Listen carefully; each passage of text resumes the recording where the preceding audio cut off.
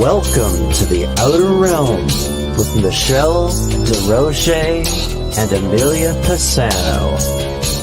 Airing live on the United Public Radio Network, 105.3 FM in New Orleans.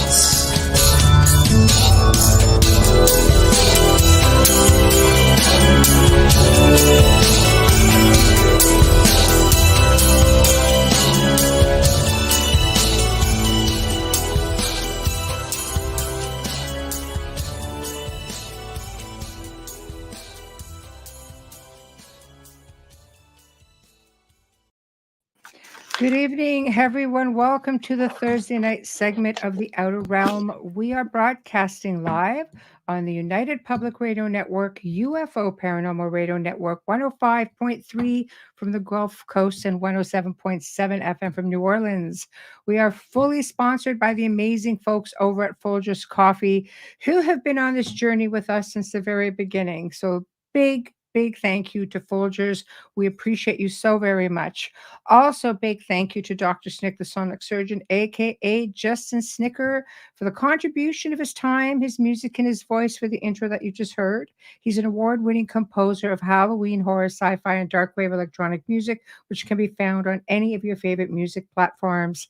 Also, big thank you to Steve McGinnis, the artist behind the banners and logos here at the show. Check him out on Facebook and Instagram. He also specializes in the horror genre, but does phenomenal commission pieces.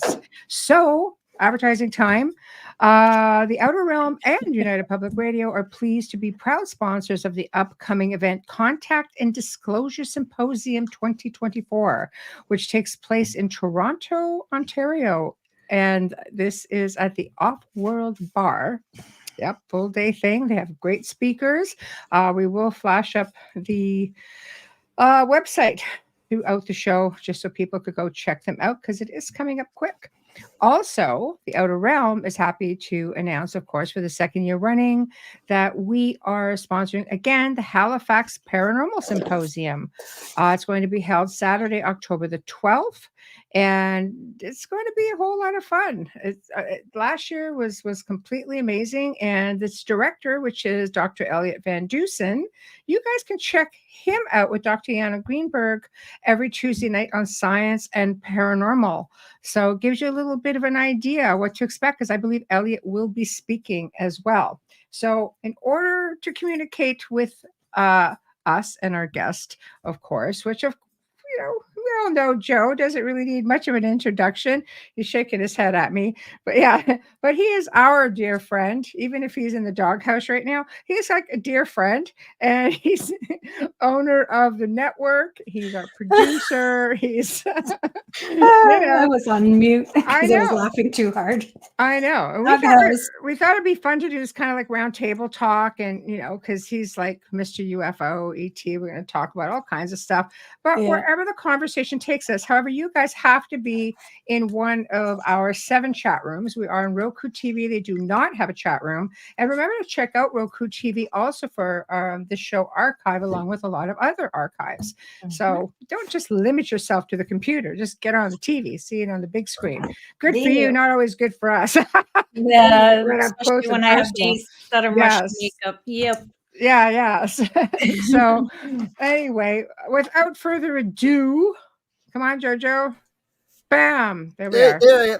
See, look, why am I so light and the rest of y'all are so dark? See, I'm light, they're dark. See, that's evil, right. And you should remember that. Yeah, that can work against you. Actually. You should remind yourself with like maybe a bumper sticker or something. Yeah. It's just remember what we're capable of while you're there. It's funny. We were talking about y'all just the other night. What we're capable of doing to you? Yeah. No. So this worked for you. So I was on a. Well, I can't mention this show or the radio station, but anyway, I was on a paranormal show on another radio network, and so we yapping away, and Bruce goes, "Well, Joe, you're like the paranormal king." I said, "What are you talking about? I do ufology." He said, "Dude, you've had a radio station, a paranormal radio station for 25 years with the top people in the field." He said, "How can you not be one of the top paranormal researchers?" He said, "You probably know more than most of the people in the field." I said, no, I don't. I said, don't get me started on paranormal. Let's just move on to something. Yeah, unfortunately, Joe doesn't tune in. I do. And on many levels, actually. No, That's what I meant. I listen That's to why most. we work together. Matter of fact, I was thinking, we have a new show on the network. What is it? What's CL's show's name? I listen to the Gateway Podcast. CL Thomas. Yeah, she's Tuesday really nights good. at 9 Eastern. She's a pretty good paranormal girl. I've been tuning in. Well, I listen to her. Really and, good. She had some pretty good guests on, and I've been enjoying it. Well, people, you can't expect me to listen to every show, and I never I'd go insane. People, Jesus. Well, there's a lot. Yeah, there's a lot. Well, the network has grown exponentially, and we have new shows coming up also. Why is Joe in black and white though? We also have new TV ventures coming up too. We can't talk about this here, but we will talk about it later. Let's just say, I don't want to say it like this. Let's just say Joe was in a bad mood today and called the TV network. Yeah, Michelle was also in a bad mood today. Funny that. Yes, I don't know why you shows are good. I don't know either. I feel like the child of two fighting You'll parents. hear all about it. You guys have no idea. Like seriously, I feel like my parents. I know. Well, you had good numbers. All your shows are featured. I don't know what you want. I mean, what else you want? I don't know. Maybe like yesterday's on there, because I couldn't find it for over 24 hours. We'll figure it all out. That's for after show time. No, I just want to ask you a question. Like seriously, don't want to embarrass our guests now, do we? Yeah, yes, seriously, JoJo, you're in gray. And I feel like I'm watching an episode of first off, y'all can't even gripe me. We didn't even have power yesterday. So don't gripe at me. Okay, hold on a second. We lost power about 8:30. Your face is reading green in your color too. Purple. But you look black and white. Like it's always purple. Your face? Purple, yes. It's the alien blood. It makes it purple. Oh. That's why I wear the purple shirts. It pulls away. It's green right now. It pulls. How come your whole set is black and white? Am I losing my green mind? I don't know. It's I don't know. Maybe like Kermit the Frog. Obviously, you can see the color in all the books. That's it, though. Your glasses, and that's it. That's. I don't know. You can see this is blue. No, it's gray. No, it's blue. I can see it in the thing. Oh my God! Can we just get on with the show? No, I'm just in shock. Your paintings look great, and I don't actually. You're right. Actually, it does look kind of gray behind me. Maybe the camera. Of course, I'm right. Yeah. It's maybe there's some scary stuff in my office moving around, floating around that you girls didn't get rid of. You're welcome. You see, I blame them instantly. You've seen that, right? That's all right. I'll take the blame. There's evilness in my office. Just for that, must have been all that bad. Just for that, I'm gonna have to do a free promotion now. Yeah, whatever. So we tonight, can't see the can, so we're good. Tonight's like round table talk, and we thought, because we've talked about a lot of stuff on the show. Even that in Gray Zone. People pretty much know, the gist of how much information that you have locked up inside that little too much hybrid brain of yours, as you say. But the fake chat room. I know. But you know what? We've never talked really a whole lot about Indigo Children, Star Children, about their place here on the planet, what the next wave is supposed to be doing, what their role is here. There's a lot of stuff we can touch on. Well, since they're alien children, I just figured that they're going to taste good. Make a little filet mignon. You just eat anything if it's not nailed down. I swear to God. Not humans, just aliens. You can't eat humans. No. No long pork, just aliens, just those aliens out there. It's for me, a lot of them are the same thing, because when they talk about indigos or they talk about star children, basically the same thing. Indigo children and star children. I don't know why they make such a big deal out of it, but really and truly, that's what they are. It's not, everybody wants to get all fancy dancy, but when you put it right down to it, well, where did indigo children come? Oh, that's right. They come from the stars like the other ones do. Mm-hmm. For me, it's all kind of the same, because I look at it a little bit differently. I'm looking at what may be hybrids, what may not be hybrids. Why would they even leave hybrids on the planet? After Rachel's eyes, after looking at Rachel's daughter, you would have to wonder why they'd even attempt to leave a hybrid. That poor girl suffered. She was here. She couldn't eat normal human food. They used to have to escort her in and out of school, bring her special food. She looked Oh, she looked like very high, like very alien. Very much. I mean, you could. I mean, when her mom, when she was describing her to me, I was like, wow. And I said, well, she said, well, yeah, she looked like my daughter, but that's because she's been my daughter all my life. She said, but when she's in school, she just looks, she stands out. And of course, Right. you know, kids are whatever ages they are, they're going to be, you know, and want to torture or aggravate or, you know, irritate people. Well, for sure. But you could tell she's very unique in her Yeah, appearance. she's Is the very best unique. way to put it. I Yes. don't think And I've ever seen her. she had very, very keen abilities. Somewhere along the line, I don't even think she got out of college, but somewhere along the line, they came and took her. Yeah, I was going to say, didn't she just like Yeah, they just disappear came one and day, took her. gone? Now, there's always been an argument: did ET take her, or did the government take her? Because you know, Yes. ET left her here, and you know, ET usually doesn't leave hybrids behind because of stuff like this. Right. So you have to wonder: was this an experience, and was this actually an alien experience, or was this our government using this woman with some type of alien DNA to try to create their own hybrid? Because I mean, the government knew about it from day one. I mean, when you look. They escorted her in and out of school. She always had some kind of support group. She had special food that was coming from the government. But it was human escorts, right? Like Yeah, military. it was all U.S. government, or Right. well, we whatever the government, whatever they call the projects. But so the deep down, I always thought maybe this was something in some lab somewhere. They impregnated this woman with some type of alien DNA to see what they would get.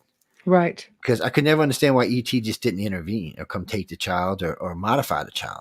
Right. And well, it wasn't their child. I'm not even 100% sure if they were aware of the child until later on. Right. And then again, did they come get it? I don't know. Maybe they did. But for me, if I had to bet money on it, I would think that the government came and took her. I would lean to that also. That's some damn Canadians. What can I say? Because no, yeah, well, no, it would make sense. I think you are correct when you say that were they possibly the ones that were instrumental in her creation, her existence. It would make sense why they were watching her so closely. It would make sense why ET did not intervene. And if it was an experiment, I tend to wonder, you know, why? Because there are hybrids walking among us, and correct me if I'm wrong, who pretty much just look like you, me, Bubbles.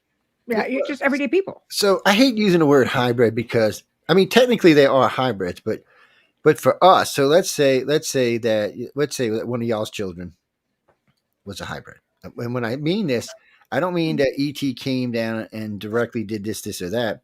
Somewhere in the gene loan, somewhere along the line, it could have been in directly in your genes, or it could have been up earlier in someone's genes in your family. But regardless, somewhere in there was enough of the gene still left over. So when the child was born, it leaned more ET than it leans human. Okay, well then let me ask you this. Why are there so many stories about people, even right now, experiencers, contactees, who say, no, I was impregnated, like recently, you know, in the last couple of decades, even there's a lot of people, even men, who say, they took my sperm. Like it's still happening today. Well, it is still happening today, but so somewhere in the 90s, we gave up on this.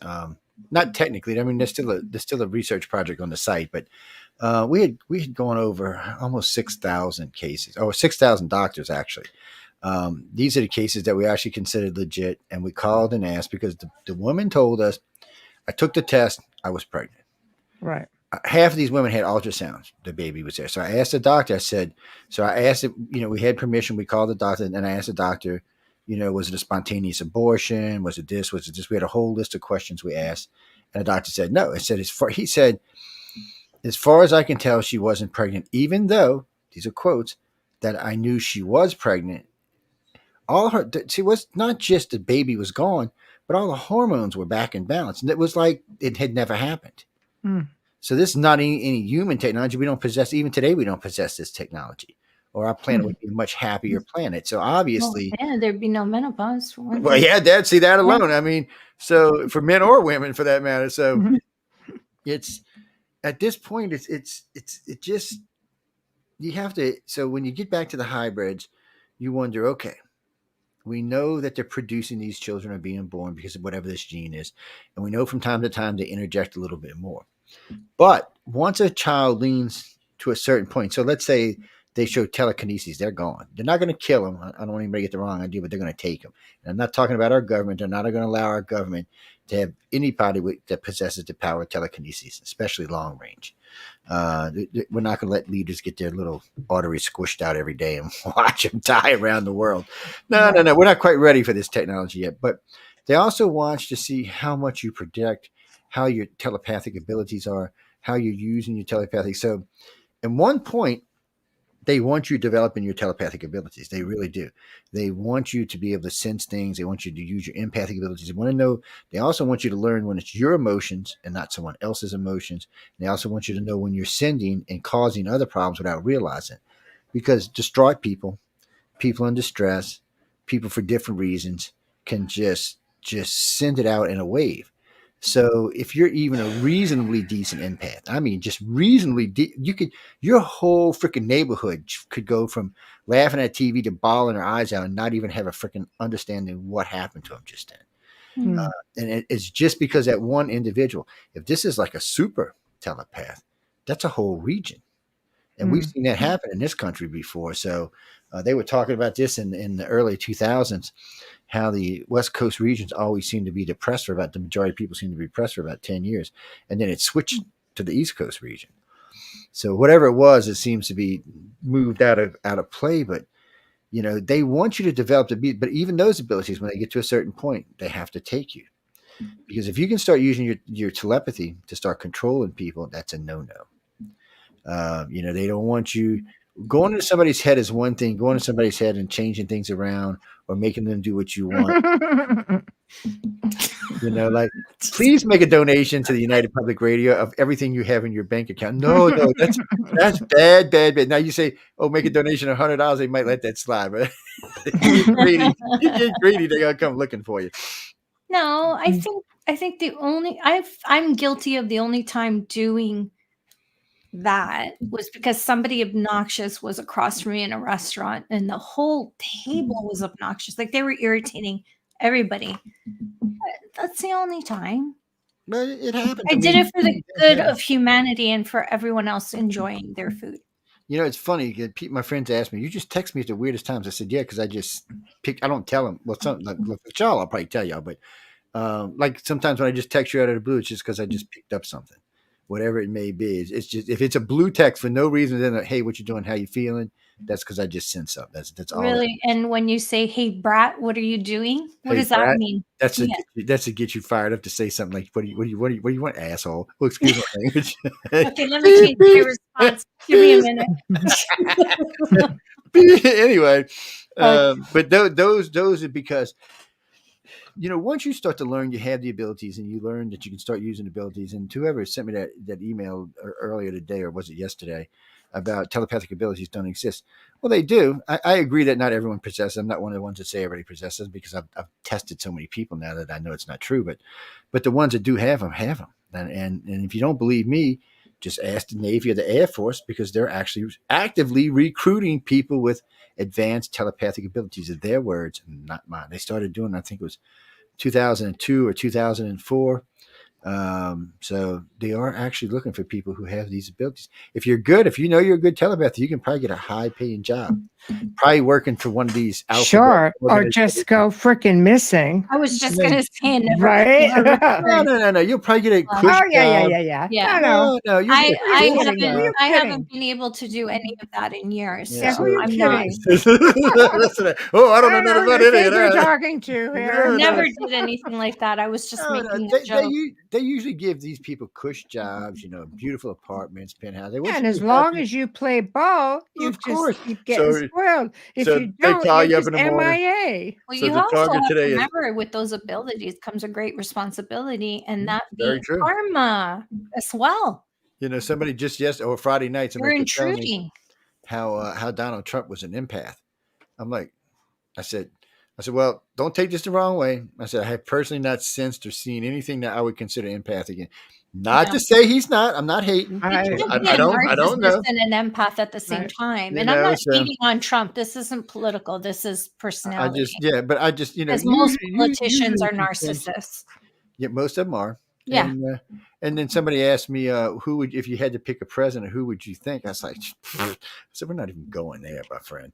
No, that's for news on the flip side on a Friday night. That's well, no, that's but that's it, it's interesting to see where people want to Right. take this, and it's Yeah. also interesting to see how people want to pervert telepathic and empathic abilities.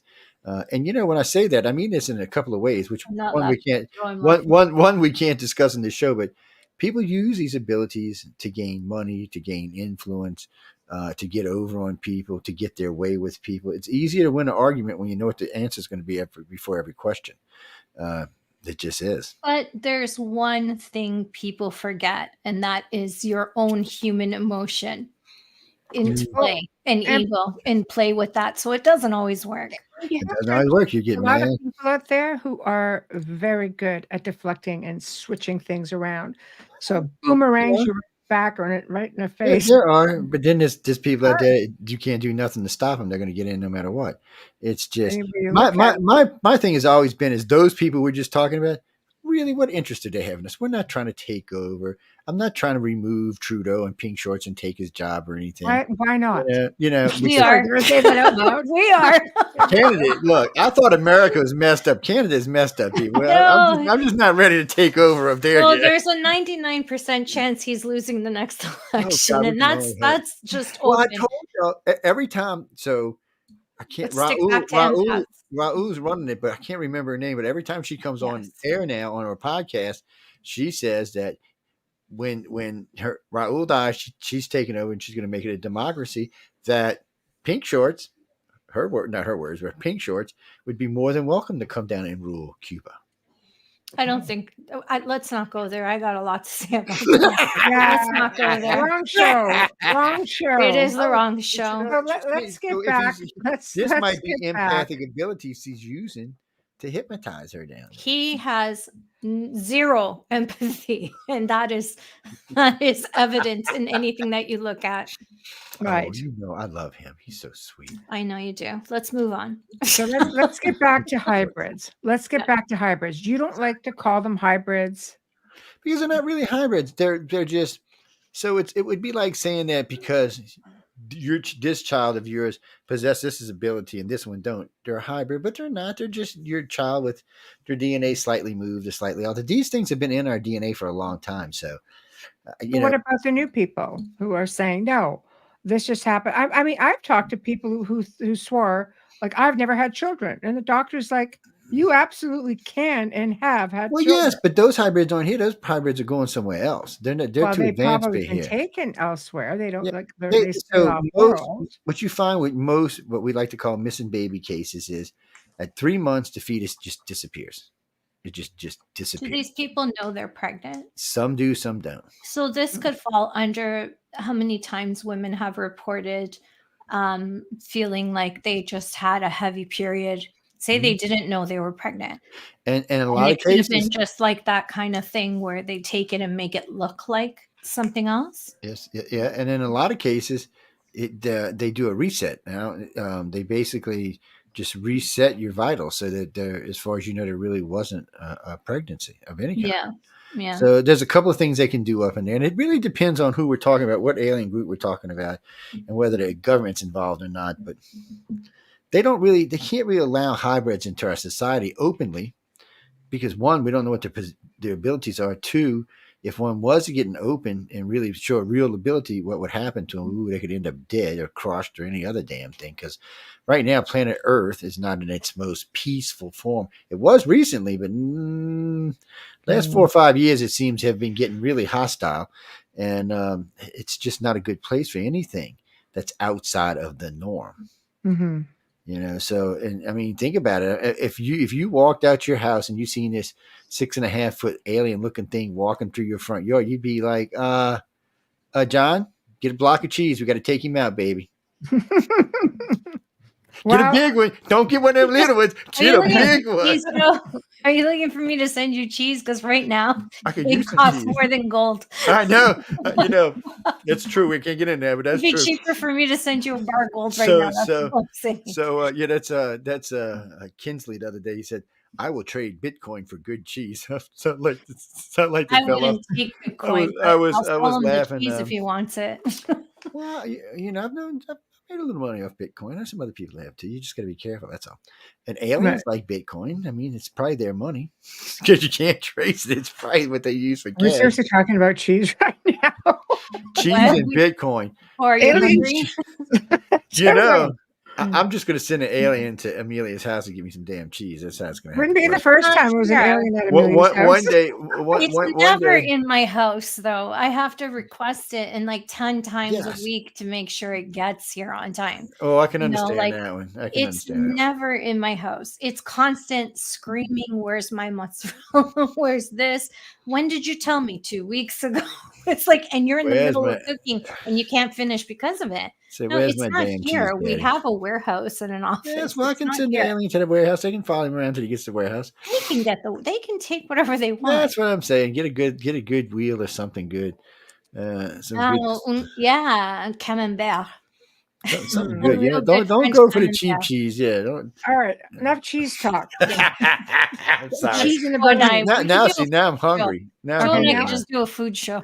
Oh, and speaking of that, before we go on, so the boys on News on the Flip Side now, all of them refer to Amelia as the food porn queen.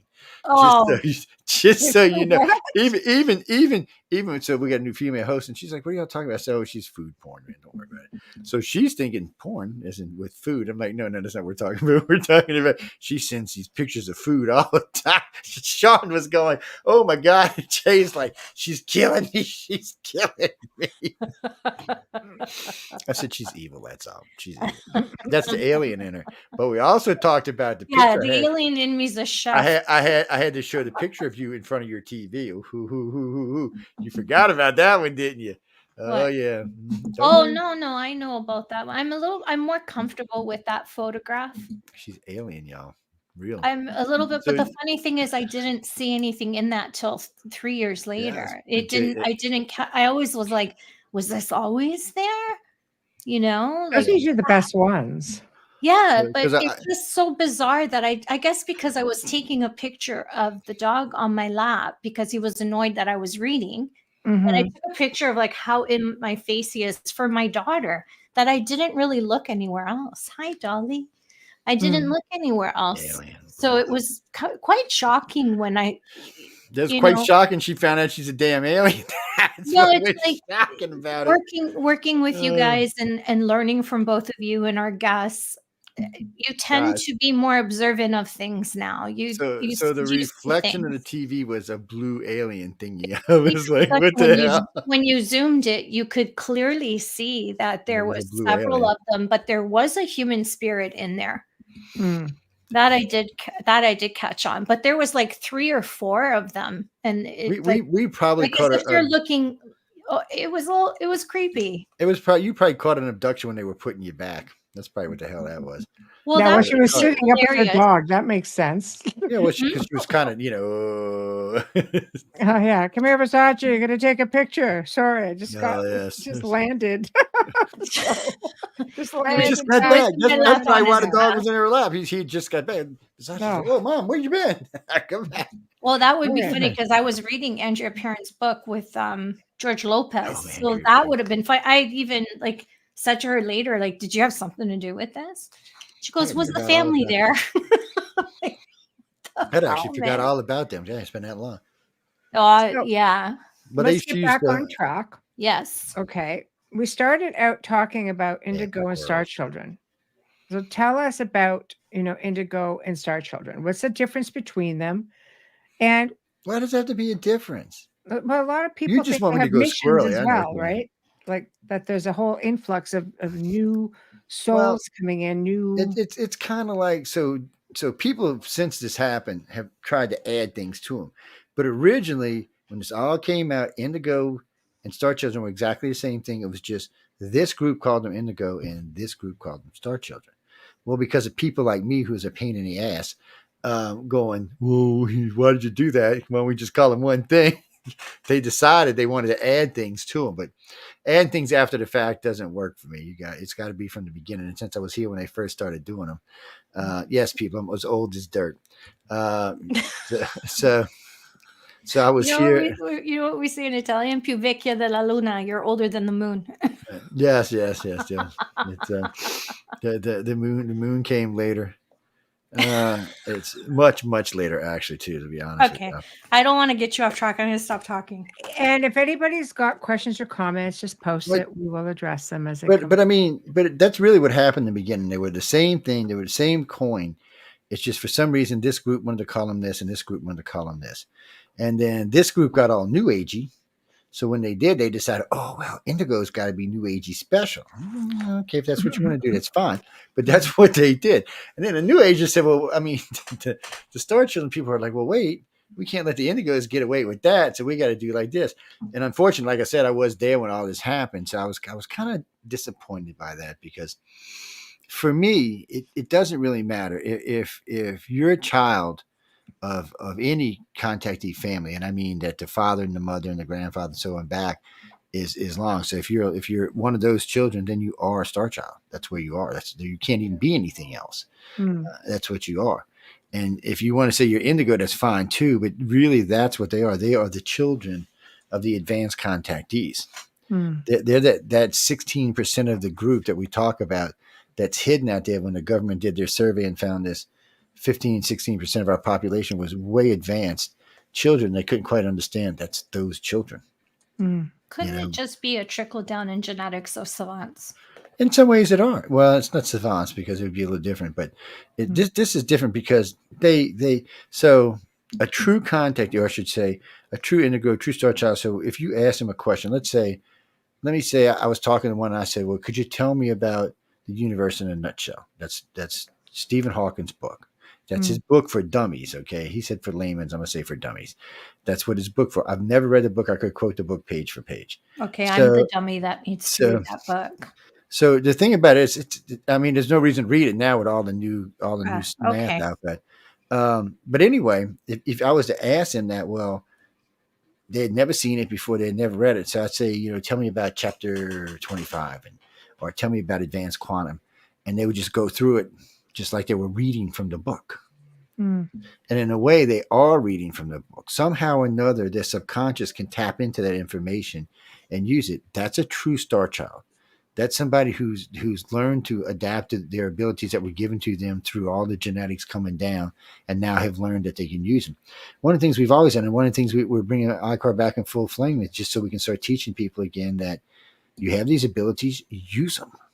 But do you think it's tapping in so much into the book, or do you think it's just a part of what's been bred into them? Like they're just it could be educated to automatically know this stuff. Well, so we know they get data packet downloads. Now, what's in it, we don't know. So, I mean, it's different for different people. So we don't know in that download that whatever they're having you do or be involved with, you don't know how much just data comes in with that. Things that they think for some reason or another you may need down the line. Or you could just simply be tapping into a consciousness that allows you to tap into the information, not necessarily the book, but the information itself. You may even be tapping into Hawkins as far as you know, because it's when you're crossing the other side. But whatever it is, they have the ability to pull it out as raw data. Also, you'll find that star children especially are usually their educational level, whatever it is when they get out of school, high school, college, whatever it may be, is always going to be higher than their greatest grade. Right. They're going to know. They're just going to know stuff, and they just know stuff. They don't even have to read shit. It's irritating, actually. I mean, they just know stuff. And they know a lot of things, and people look at them. They're really good about shooting off the hip and putting out information. And you can be sitting there while they're doing it, going, "Damn, they're right. Damn, they're right." It makes you crazy. Because none of this has been taught to them. This is information that they're accessing. And what's really good about it, because they've reached a certain IQ, say 150 or higher, they're starting to understand how this stuff clicks together. Instead of, in the old days, we were trying to do our Rubik's Cube. Now they understand, screw the Rubik's Cube, that's for beginners. They're out there putting these things together, trying to really see what the world is like. There's a formula Rubik's Cube. It's really not that difficult. Well, if you know what it is, it's just... No, it's like 4 left turns or something. You mean my first Rubik's Cube? I just took the things off and put them on there and said, hell with it. No, there literally is like a 4 left turn and a right. There's a formula to it. You can Google it. It's very simple. I'm going to be sharing something up in a minute, and what I'm going to share is based on Nicole's comment. Amelia, can you get this? Absolutely. Please, thank you. Hi, Nicole. Thank you for joining us and for giving us your comment. I feel that, the time these children started being identified was about the same time as we started seeing more children diagnosed with autism. Okay. Oh, no. These children started being seen 500, 1,000, 1,500 years ago. This isn't anything new. We're not the first humans to recognize this. Right. Going all the way back to the Greeks, this is something that we've been knowing. We just don't know where it came from. So during the Greek times, it came from the gods. It was a gift from the gods is basically what they called it. The Romans said the same thing. It was a gift from the gods. Even back in the days when the Israelites and other people had it, it was still a gift from the gods. The only real difference is we understand that, no, it's not a gift from what we would consider what a god is, but a gift from what we would consider extraterrestrial. Okay, I have a question for you. Would you consider Da Vinci being one of them? Yeah. Because of his genius without an education. Not just Well, Da Vinci. remember, Da Vinci disappeared for 2 weeks. Now, Yeah. aside from being brilliant, he disappeared And in an a alcoholic. cave for 2 weeks and came back. Yeah, probably helped him. No, but he was an alcoholic. even He was more definitely an brilliant. alcoholic. He was said to have had alien contact, though. I think Michelangelo as well. I don't know Well, if you how look many at artists all can lie on their back and paint an entire ceiling. Well, it's not just that. Just a shade of white. Never mind an intricate ceiling. And he did it naked in the Sistine Chapel. Figure out how he got away with that. Very easily. Nobody else was in there. I don't think they cared as long as he was painting the damn thing. He literally lived on the scaffold. He slept on the scaffolds. He lived on it. He only came down. But Galileo, all of them. Galileo, yes. So Galileo was had, actually baptized in. So what did you have? Michelangelo, in the pulpit in Pisa. Michelangelo, Leonardo, Da Vinci, all the lived Ninja at the Turtles. same time. Yeah, well, they all lived. Raphael. They all lived at the same time, and Okay. they're all very gifted. Then they were gifted in a time when it was dangerous to be gifted. What do we got? Very much so. This is a drawing that was done by a schizophrenic inmate who drew this.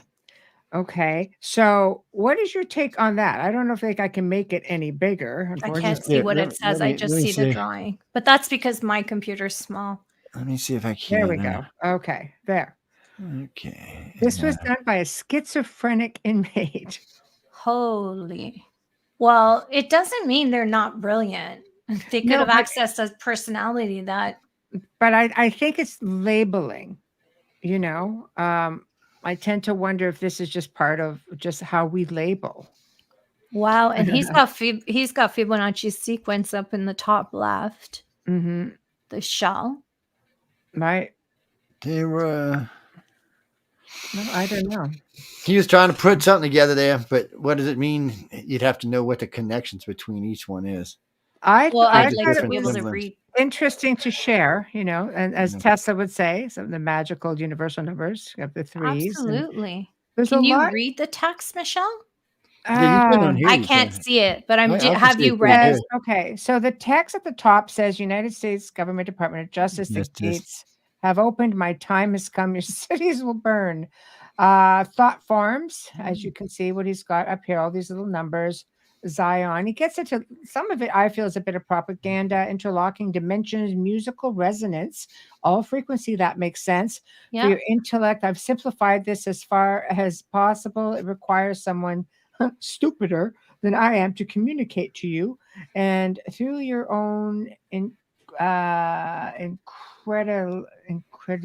I can't even make out that word. Incredulity and laughter. You are, for the present moment, powerless against me. So, you know, then he's getting into indulgence of telekinetic levitation, unified fields, transisting neurological matrix and neocortex interface, proportions of 9 always produce self-repeating non-zero digits in these simulations, signs of the chosen one. So, I mean, we're getting into, some pretty wild stuff. But the point I'm trying to make, I think, is as we're talking about when the comment came up about identifying, or diagnosing children with autism, because, I have a niece who's autistic and she's like so tuned in, it's not even funny. Yeah, and right now, everybody has a family member that practically everyone has a family member that's on the spectrum, because they can, I don't know, I feel that they can diagnose it sooner, see things, and help it along with the ones that are a little bit further out rather than centered. But I beg to ask, what did this schizophrenic, I hate that word, Mm. what did he do as a living? Because, I mean, was he full functioning or was he always, I Well, wonder they're if he saying was he's always, inmate, so something happened, where he's been inmate to a incarcerated. prison or a psychiatric ward? No idea. We don't know. They're Okay. not really Because like who knows if specified. he is a But scientist and one of his personalities has this, Possibly. I see huge this. ego. I've seen this a lot over the years. So even with some of our customers, which is weird, one of the people that has a property on the North Shore. So we drop in and see him. This guy's got these weird Nazi tattoos all over and all kind of stuff. No, they're not from meaning Nazi though, because y'all forget the Nazis usurped the symbol. Before that, it They actually had a took it different from the meaning. Asian community. Yeah, so it actually had a much different meaning. But Yeah. anyway, he had all these and he had all kind of stuff like this and just hundreds and hundreds, actually thousands of pages of writing of stuff that he was tuning into in his brain. And I'd They're seen Wayne ancient post. symbols. Yes, but I'd seen Wayne when he posted it about other dimensions. I think some of them are tapping other dimensions. For sure. They're catching bleed through is what they're catching. Yeah, because he says he believes Or people with either schizophrenia are connected to other dimensions, for sure. yeah, well, at least some of them are for sure. But the problem is the dimensions are so close. Sometimes it's really hard to tell them apart. It's so you don't know which one is actually the reality you're supposed to be living in unless you meet yourself. You really don't know if you're in the right place. It's one of the things we learned on it. So there's a group of contactees that have the ability to what we call portal to other dimensions. So they can't bring themselves there, but so they can be standing there and look in a hallway and look through a doorway. So when they look through that doorway, they'll probably see 2 or 3 different scenes, 2 or 3 different dimensions. Now, they may be seeing something similar across all 4 of the places they're looking from where they're standing and from the other 3. But there's always some things that are different. Like, the person standing there might be wearing a rainbow outfit, and the other one might be wearing all black, and one might have blonde hair, one might have black hair. So there's certain things on the walls might be different, but it's still those people. It's just, in other dimensions. So what happens to you is if you're got your head over there, it's easy to get lost. It's, you start, especially if you're not there, if you're looking at things and you're saying, well, this is very weird, but you're not really recognizing yourself as part of it. And all of a sudden, the next thing you know, you're there. Then it's hard to get home because how do you know which dimension is home once you cross over? It's kind of like the movie Sliders. Once you cross into the other dimension, is it, how do you know how you can get home? Especially if the dimensions are moving, that could be a problem. But some people who constantly and continuously slip through dimensions obviously know what they're doing. So maybe it's just about most people that cross dimensions leave an anchor, either an individual. What's an anchor? An anchor is leaving your consciousness tied to someone or something. Tethered to something. Yeah, so you can pull yourself back. It's a good possibility, even if you're an advanced person, crossing into a dimension completely without that is a good way to get lost. It can allow you, some contactees are very advanced, but when you start talking hundreds of millions of dimensions, I think it accounts for a lot of the missing people in the lower states and in the mid states. Well, we know around the world there are 7 or 8 natural portals that can cross you over, and then we know there are people that have the ability to see across the portals, and we do know there are some people who have the ability to cross into the portals. It's just one of the things I used to teach you. If you're one of those people who can see across and actually can put yourself in the other one by moving through, then just learn how to anchor yourself to something important to you, a kid, a dog, a house, an individual, whatever it is, something. It's best to anchor yourself to somebody who knows you're doing it, because not only can you pull, but they can pull as well.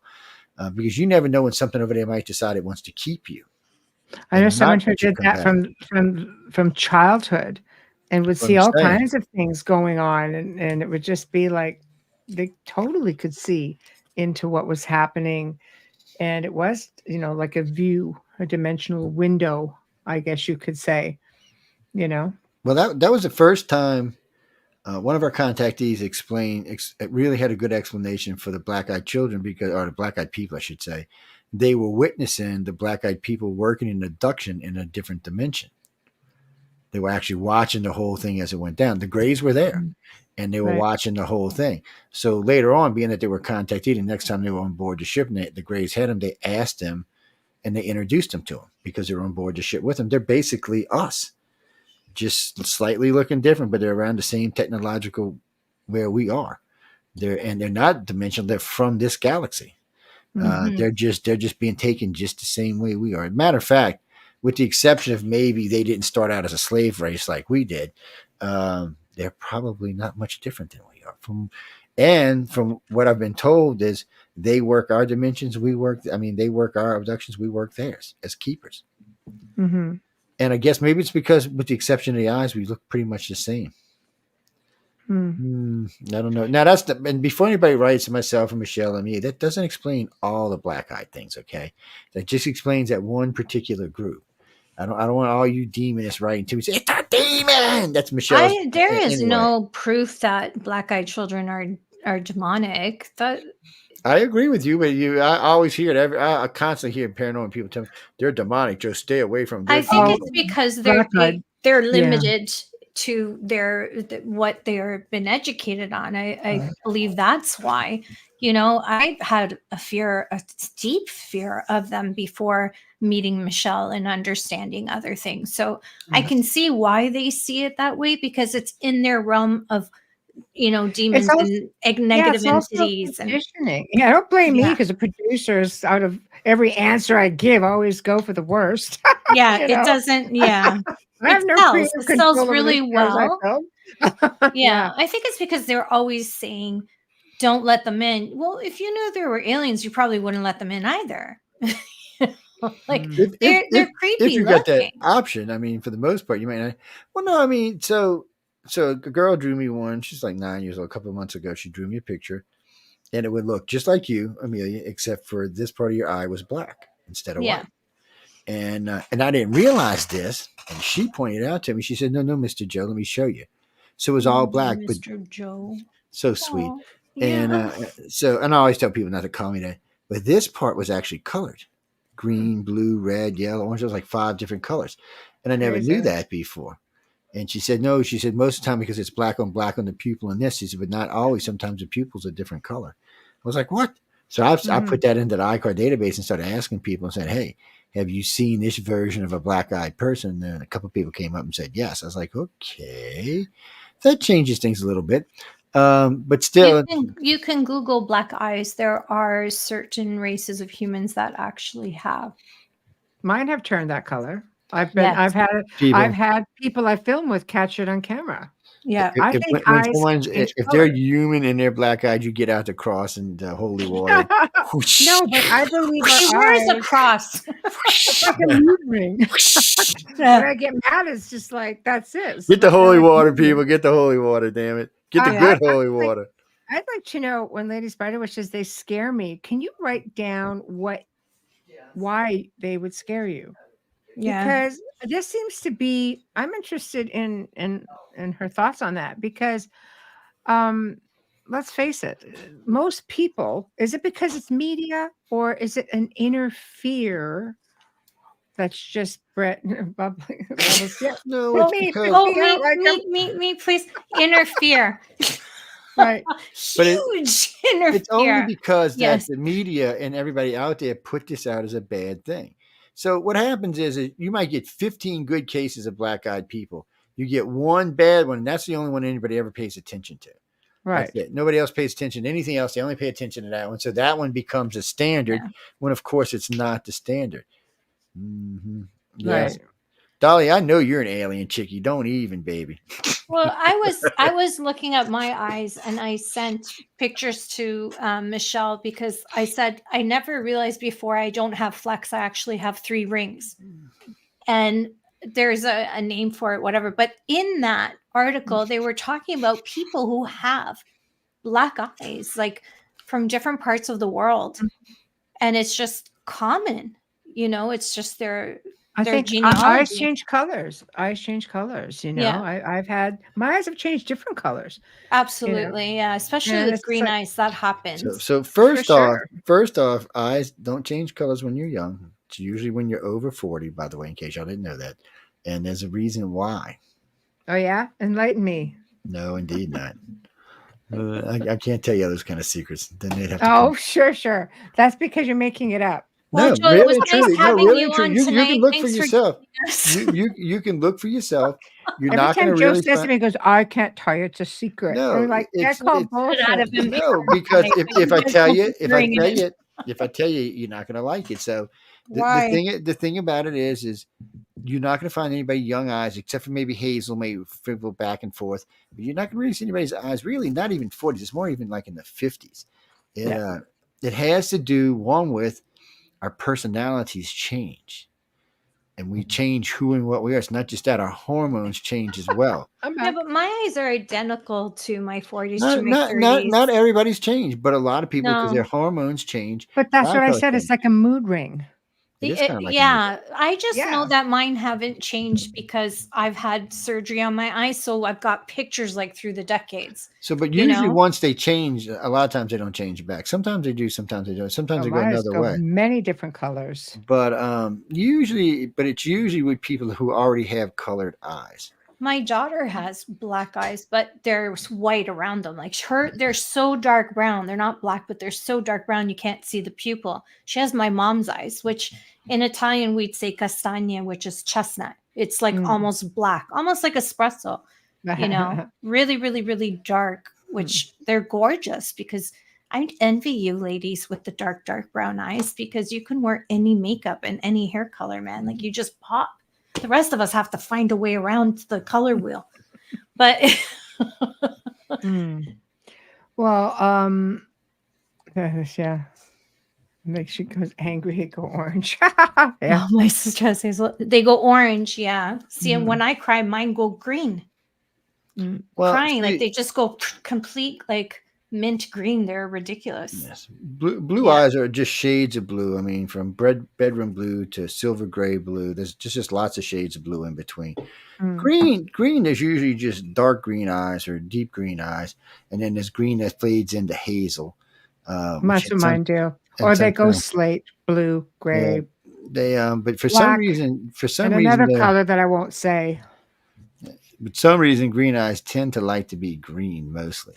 The it is a mutation. green, yeah. Well, it's a mutation. It's for something kicked out in our bodies a long in our family lines way back when. That's what caused them.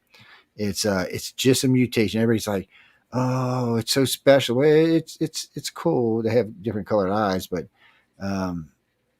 my dad had gray eyes, like gray. There was nothing. You would think if you watch TV, you would think like a bluey gray. You would think if you watch TV, you would think that blue eyes was the dominant color around the world. I mean, so many politicians and so many movie stars. If you and so many talk to people. an ophthalmologist, Joe, they tell you that there isn't any color of the eye. It's the reflection of the white light coming into your eyes, how the fibers of your eyes are put together. This is what ophthalmologists say. I'm sure they do, but everybody else says you got colored eyes. So no, I understand that. I'm just saying, like, I read about that and I was just really surprised. But it makes sense when you've studied white light. I did in science not long ago. It makes sense because it's all how our eyes are open and how the light's reflecting within all those fibers, and it creates those colors in your eye. That's why hazel eyes will change and green gray eyes will change depending on the lighting as well. Sometimes you'll see actors who have blue eyes on TV and they look brown. Why? Because of the lighting. And you get them outside or you see them in bright more lights likely they put contact. And they're like really bright. Yeah, they might have just put contact lens in there though, so that No. I'm talking about like in one scene it's blue and the next scene it's lighting. I'm not saying their eyes aren't blue. I'm just saying they could look different in different lighting. Doesn't mean the colors change. Slow your roll. Chill, Mr. Joe. Don't make me whoop up. Don't not make me whoop up on you, girl. It's so it depends where you go to look for numbers for what eyes are the rarest colors. It also depends where, they always tell you that. I was just reading the other day, somebody said, well, brown eyes are 45% and blue eyes are 30% and hazel eyes are 18% and green eyes are 8%. I thought green was 3. Most places it says 2. Some not even. So that's why you've always got to be leery. See, in the old days, people just put up stuff and said, okay, this is right. They didn't care what color eyes they had. They just put up the information. Today, it's different. Maybe it's also different because our population has grown. So there are more people with green eyes, and there are more people with blue eyes. But you can't do it that way. You have to do it this way. No, I understand that. But I'm saying our population has grown. 40,000 years ago, everybody in the planet exponentially country in the last. But it doesn't matter because 40,000 years ago, everyone on the planet had brown eyes. Everyone. I know. Brown hair, brown eyes, and I always thought skin. the Egyptians had blue eyes though, because they were always blue in the Yeah, maybe after the 40,000 year mark. Yeah, well, the Egyptians were 5,000 years ago, so it's probably they might have. But before that, no one had colored eyes. It wasn't until Rh negative was injected into our bloodstreams that we decided, which is a mutation itself, which triggered off the colored eyes. Mm-hmm. No one had it before that. So it's kind of hard to say, okay, in 5,000 years, we went from 0% colored eyes to 50% colored eyes. That just doesn't work. The math doesn't add up. It just doesn't add up. It's but when you look at TV or anywhere else, I mean, the majority of people you see on TV or in politics have colored eyes. We trust people with colored eyes more than we trust people with brown eyes, which is both stupid. I found brown-eyed people are usually more honest than colored-eyed people are, but it's just the way of the world. When we look at somebody, a lot of times when you look at somebody first time, you're like, look at the stunning eyes. You haven't even noticed their face or anything else. You've just focused in on their eye color. And a lot of people decide how they think about a person by that first look at that eye color. So it's weird. Well, anybody today can have any color eyes they want. I mean, there's freaking contact lens at the yin yang. You can even darken your own color. So nasty. Like, I laugh at these influencers that wear these colored contacts, and that light is really bright, but your pupil's like this big on the contact. If your light's bright, your pupil's going to be like a pinhole. It's just be happy with what you have and just learn to love yourself. Like, seriously. I have 6 colors in my eyes. You know how frustrated I am, but I don't, I think it's sad. I don't even think about my eye color unless somebody asks me. All eye colors are beautiful, but shape of the eye is what makes it beautiful. Not thank you. Yes. The space for me, it's the shape of the eyes, and it's the smile around the eyes that you can read. I'm not sure though that the colored eyes aren't becoming dominant. Because I noticed if you go back in my family line, even 500 years, everybody from the side of the family where I get my green eyes all have green eyes. Yeah. All of them. I mean, it just doesn't. And when my son has a kid, his child will have green eyes. It's so it does carry, it does stay. But green eyes is just such a rare thing. In China, in places like China and India, it doesn't even exist. You might find one person out of every 100 million with them. Well, they have like darker chestnut to black. And eventually all that'll change. I mean, as the populations go closer and breed in. And it is funny that 65% of all of the people we've interviewed as an abductee or contactee have colored eyes or Rh negative blood. Which doesn't even make sense since the majority of people have, Rh positive blood and brown eyes. It does give you something to think about, though. The aliens prefer the taste of people with green eyes better. Maybe green eyes taste better or something. Ooh, oh my God. So the brown eyes might be salty. You know how you always used to say I like salty is in like what, cranky or just salty? No, green light. I can be salty. Green I like eyes, salty. I can be salty, but I like salty. I know. Blue eyes might be sweet like a blueberry to an alien, so we don't know. Yeah. Look at that.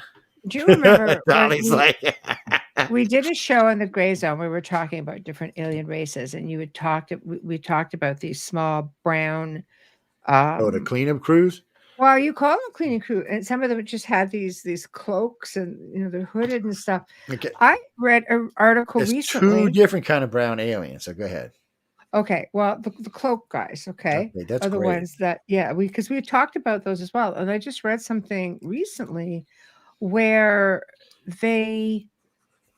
I guess when they make contact with a specific individual, and I mean others, it's almost like there's some part of like a soul tribe or something, and they're just all joking around, and because the guy had an NDE, and he says, "Well, is this a part where I just go through purging my life?" And they're like, "Well, okay, why not?" And then he starts talking, and he goes, "No, never mind that. We don't care. You're going back anyway. It's not time yet." And they're all having this joking sort of. He goes, "I felt like we were just like buddies hanging out at some restaurant and joking around, and just what do you know about those little guys?" This is a new story that has emerged, and apparently, well, first off, Wow. you have to have more than a dozen on investigation file to be considered real. Remember that.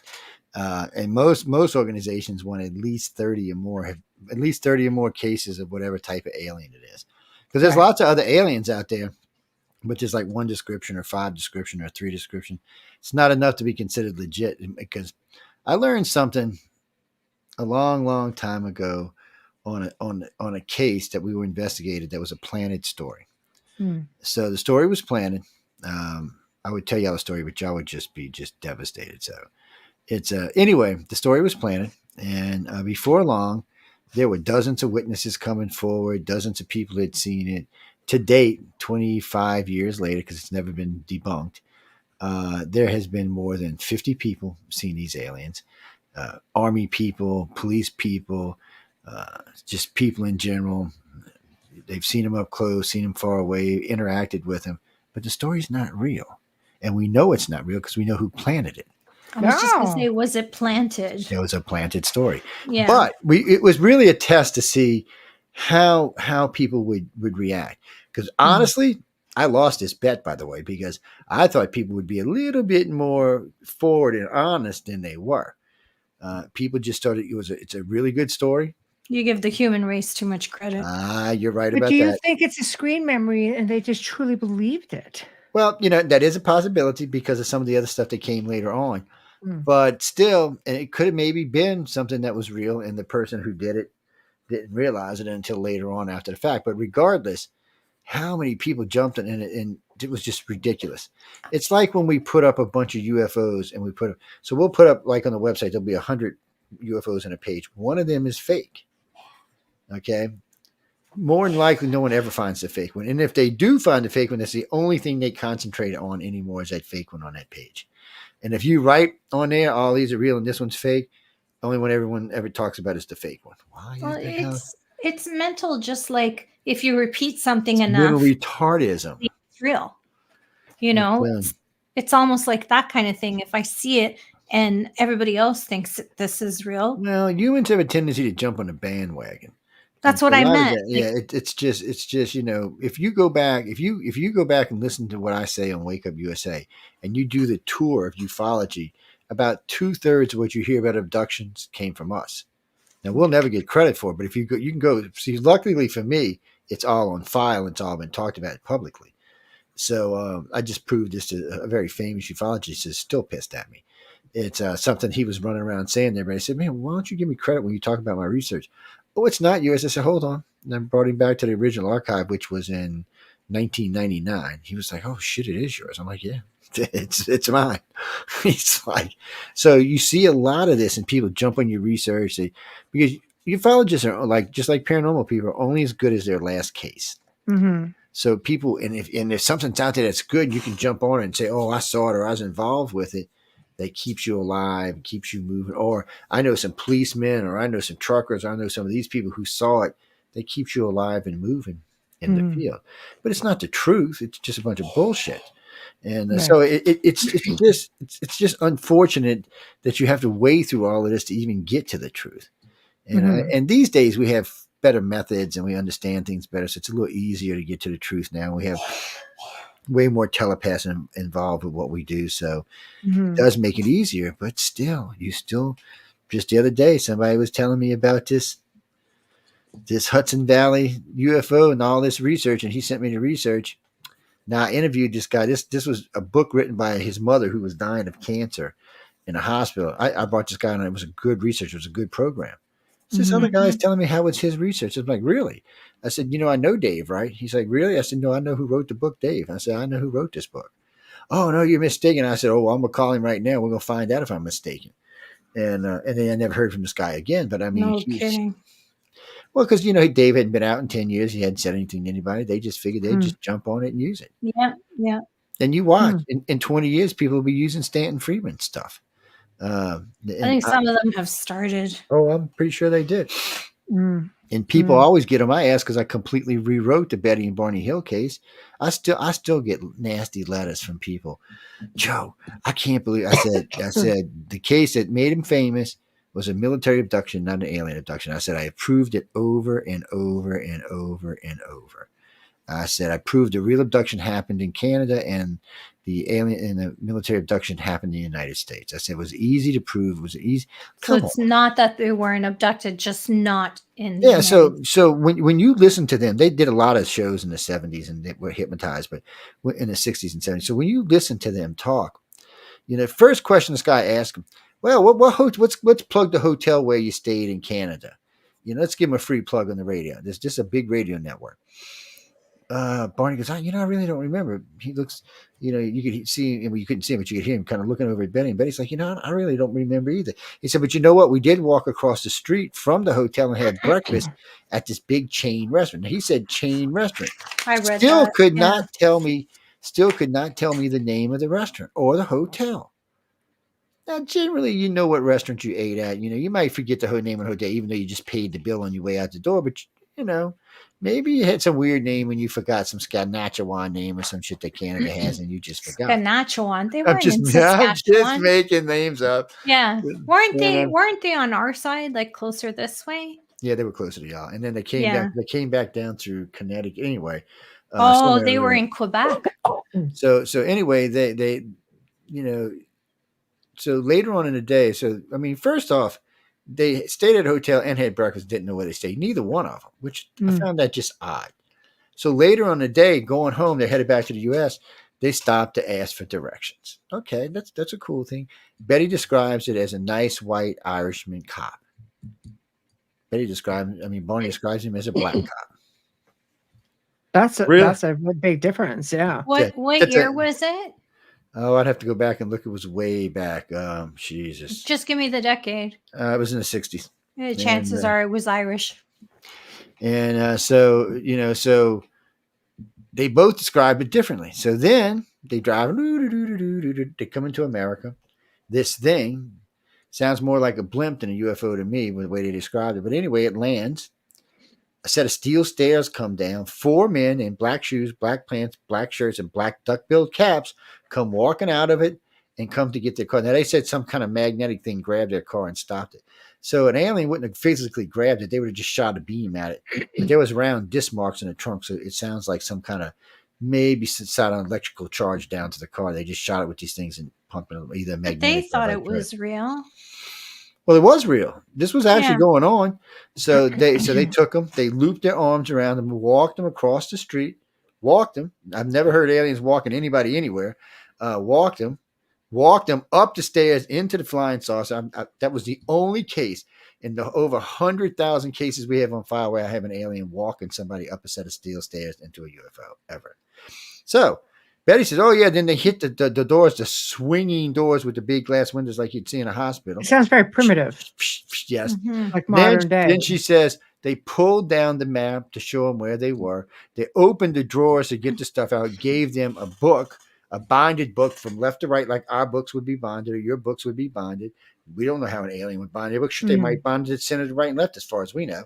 It's all of this, they took physical skin samples. We used razor blades to take skin samples, needles to take fluid samples. They took hair samples. This sounds like a C2C operation. This was the same thing that got Travis Walton at the end of his case is the same thing that happened to Betty and Barney Hill. The government stepped in, and when they knew they had been abducted in Canada because they'd been following Barney his whole life, and when they knew that, they waited for him to come back in the United States because they didn't want to abduct him in Canada for some reason, and took him here and did whatever they were going to do and then put him back. They probably couldn't get him clearance for the airspace. Maybe not. You might be right about that. Yeah, you might be right. That's probably why they waited, because they knew once they went into airspace, they'd be shot at. You're right by the nation's capital, the prime minister's house. That's not going to sit well. Yeah, I can see that. And there was three sets of memories which made sense. There was their memories, their daily memories, their memories of the military abduction, their memories of the alien abduction. You wouldn't have three sets of memories otherwise. So, but Kathleen Maldron and all of them got mad because they wrote this fancy book. So Kathleen took liberty. She said they found the dress and they did this and that was bullshit. They had electronic screens like we would have today. She was just trying to update the case to make it more modern for the day. Well, let's be honest. Any alien race traveling here is not going to have stuff like we have. This is antiquated technology to them. This shit would probably be built into the walls. It'd probably be some kind of stuff, like the new rubber mats we got you roll up and does all your television, all of that. It'd be something more like that, at least. So you say that they've been following Barney his whole life. Is it because he was military? No, it's because he was the contactee. Always? So let me quick. Never heard that before. Oh yeah. So let me explain. Betty was not a contactee, even though she tried to swear she was. You could tell by the story that she wasn't the one they were interested in. He was the one they took in the other room. They gave her a book to read while they did all of this. Tells you right there. Yeah, no, that's she said some little fat guy who looked like some comedian with a big nose handed her a book, but he was only like 3 foot tall or something. But anyway, so you could hear Danny DeVito was on. I was going to say, it sounds like the Penguin. Yeah. Well, no, but it was somebody before that, some star from the 40s or 30s or 40s. I can't remember his name. He was pretty famous back in the day, but that's who she kind of described him as. So all of this goes down, and they put him back and they release him and send them on their merry way. None of this sounds like extraterrestrial to me. Right. So I'm listening to the regression tapes from Dr. Simons that someone mysteriously sent to me one day, and I still have, by the way. So I'm listening to the tapes. And you can hear nothing but pure fear in Barney. There's no doubt that he's seeing an alien. There's no doubt. You don't hear this in Betty, but you hear this in Barney. I mean, this just horror. So you go back 20 or 30 years, you find out that Barney has been having psychological problems his whole life. He was going to see regular shrinks. And some of them were actually on a military base. I think his mom had a friend. So this guy had three colonels as friends of his. One of them lived with him. Two of them were just good.